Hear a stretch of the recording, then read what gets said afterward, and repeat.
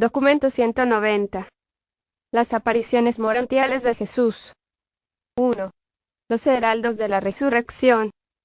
Cuando los apóstoles se negaron a creer en el informe de las 5 mujeres que dijeron que habían visto a Jesús y habían hablado con él, María Magdalena volvió al sepulcro, y las demás regresaron a la casa de José, donde relataron su experiencia a la hija de José y a las demás mujeres. Las mujeres creyeron en ese informe. José y David estaban dispuestos a creer en el informe, tanto que se fueron deprisa a inspeccionar la tumba, y encontraron que todo estaba tal como las mujeres lo habían descrito.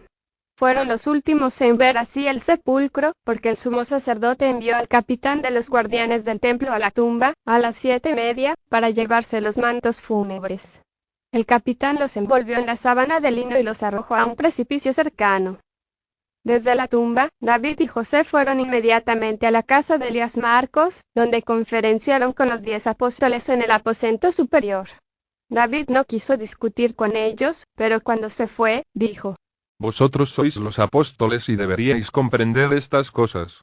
Yo no voy a arguir con vosotros. Sin embargo, ahora vuelvo a la casa de Nicodemo, donde, según nuestro acuerdo, me encontraré con los mensajeros esta mañana, y cuando se hayan reunido, los enviaré en su última misión, como heraldos de la resurrección del Maestro. Yo le oí al Maestro decir que, después de su muerte, se levantaría al tercer día, y le creo. Hablando así a los deprimidos y abandonados embajadores del reino, este autonombrado jefe de comunicaciones e inteligencia se despidió de los apóstoles. Eran aproximadamente las 9:30 cuando el último de los 26 mensajeros de David llegó a la casa de Nicodemo. David prontamente los reunió en el espacioso patio y les dirigió la palabra. Hombres y hermanos, todo este tiempo me habéis servido de acuerdo con vuestro juramento ante mí y ante vosotros mismos, y os llamo a testimonio de que no he enviado nunca falsa información por medio de vosotros. Estoy a punto de enviaros en vuestra última misión como mensajeros voluntarios del reino, y al hacer así os libero de vuestro juramento y por ello estoy disolviendo este cuerpo de mensajeros.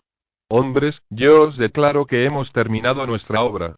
El Maestro ya no necesita de mensajeros mortales. Él se ha levantado de entre los muertos. Él nos dijo antes de que lo arrestaran que moriría, y que se levantará al tercer día. Yo he visto el sepulcro. Está vacío. He hablado con María Magdalena y otras 4 mujeres, quienes hablaron con Jesús. Ahora yo disuelvo este grupo, me despido de vosotros, y os envío en vuestra tarea respectiva, y el mensaje que llevaréis a los creyentes es: Jesús se ha levantado de entre los muertos. La tumba está vacía. Así pues, poco después de las 10 de la mañana del domingo, estos 26 corredores salieron como primeros heraldos del poderoso verdad hecho del Jesús resucitado. Y comenzaron esta misión como habían comenzado tantas otras, satisfaciendo su juramento ante David Zebedeo y ante ellos mismos. Estos hombres tenían gran confianza en David. Partieron en esta tarea sin siquiera detenerse para hablar con los que habían visto a Jesús.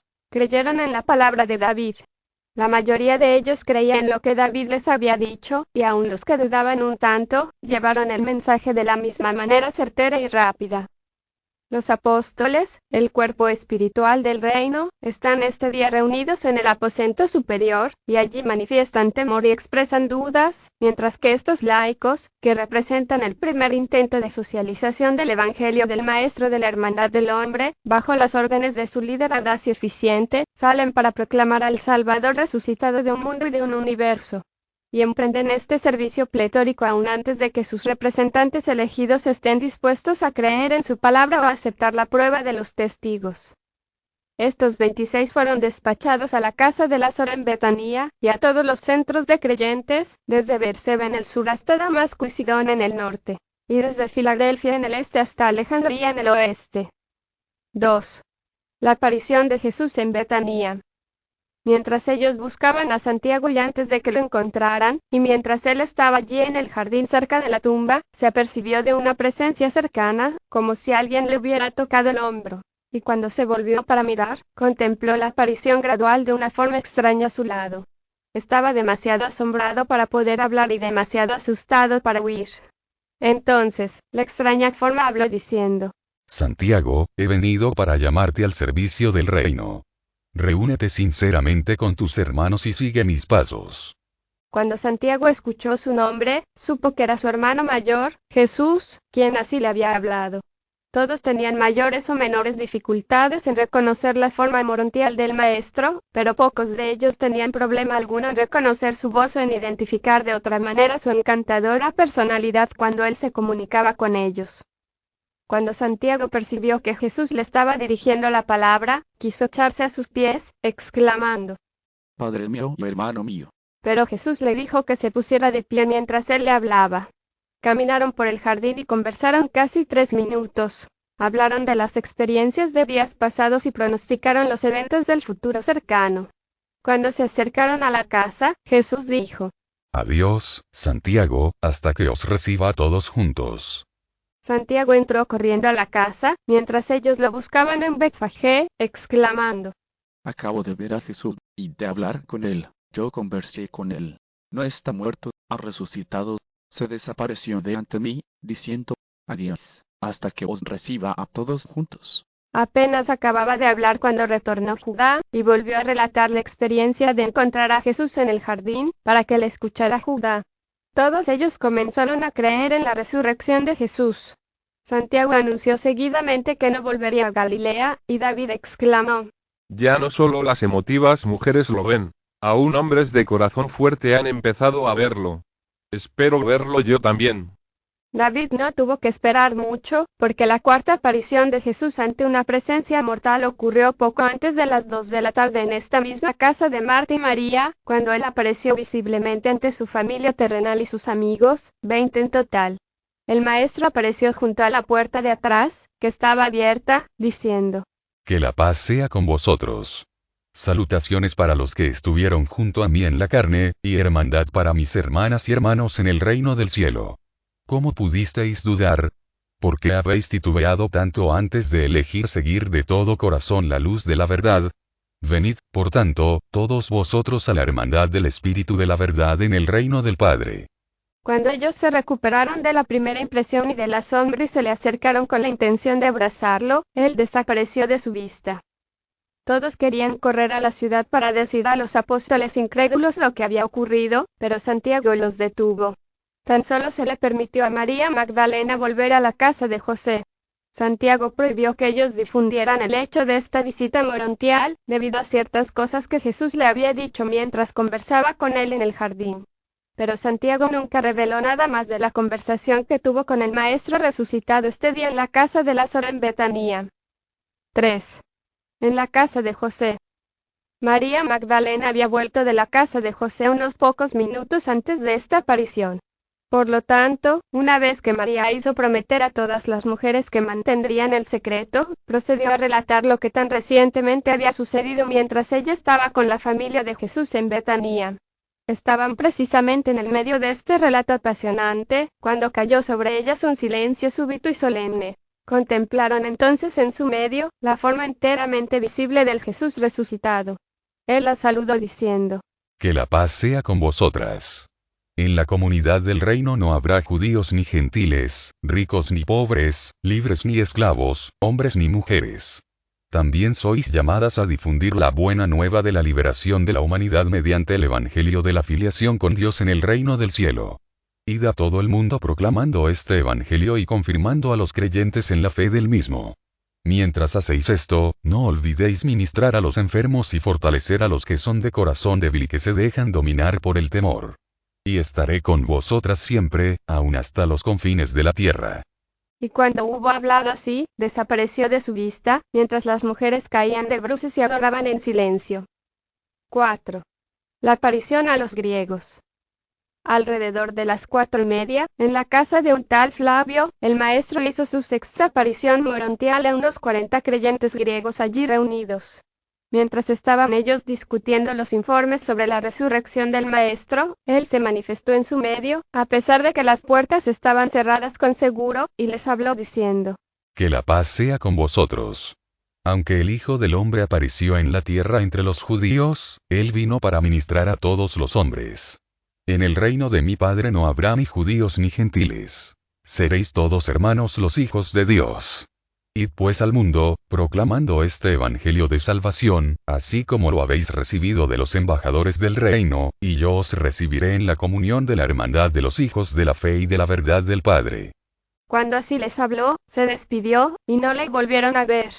Permanecieron dentro de la casa toda la noche, estaban demasiado sobrecogidos de pavor y temor para atreverse a salir.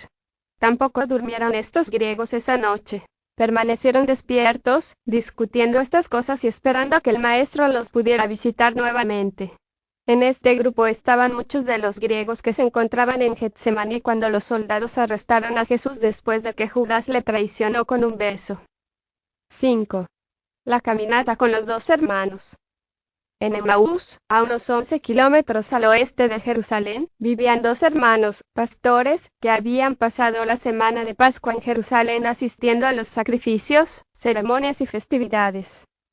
Este domingo por la tarde, al caminar estos dos hermanos por la carretera Emaús, conversaban muy ensimismados sobre Jesús, sus enseñanzas, sus obras, y más específicamente de los rumores de que su tumba estaba vacía, y que ciertas mujeres habían hablado con él.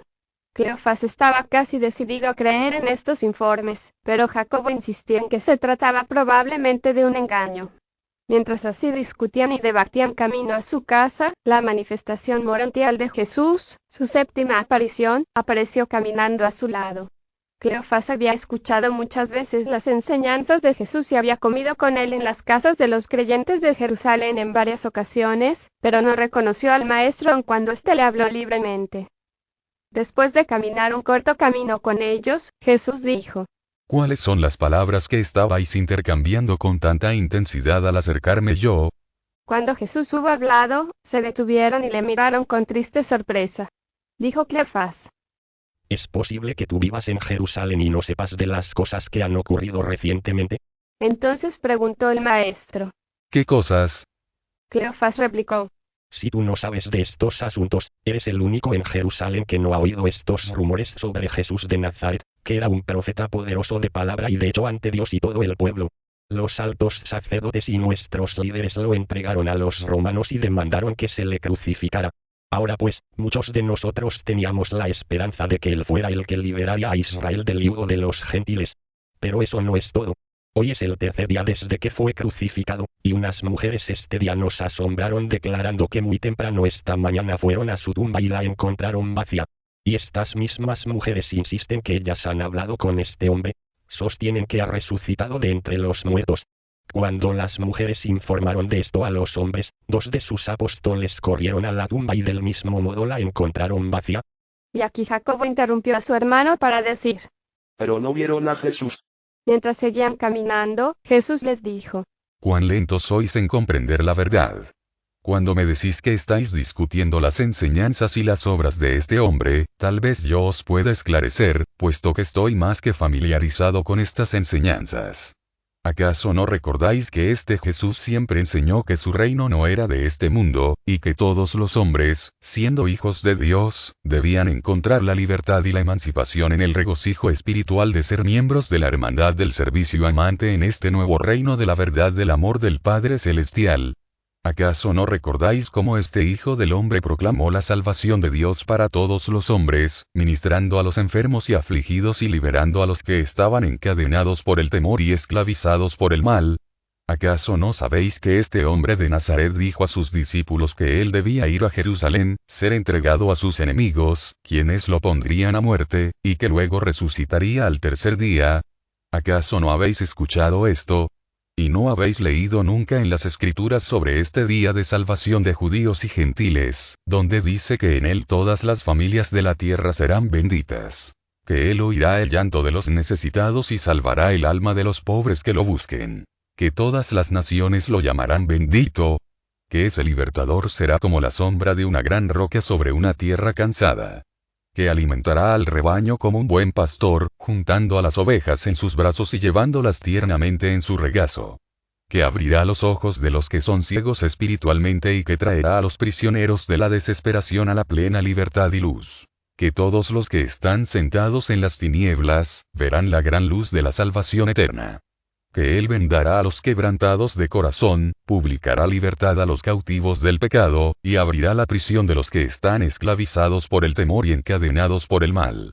Que confortará a los que están de luto y les otorgará el regocijo de la salvación en lugar de la pena y de la pesadumbre.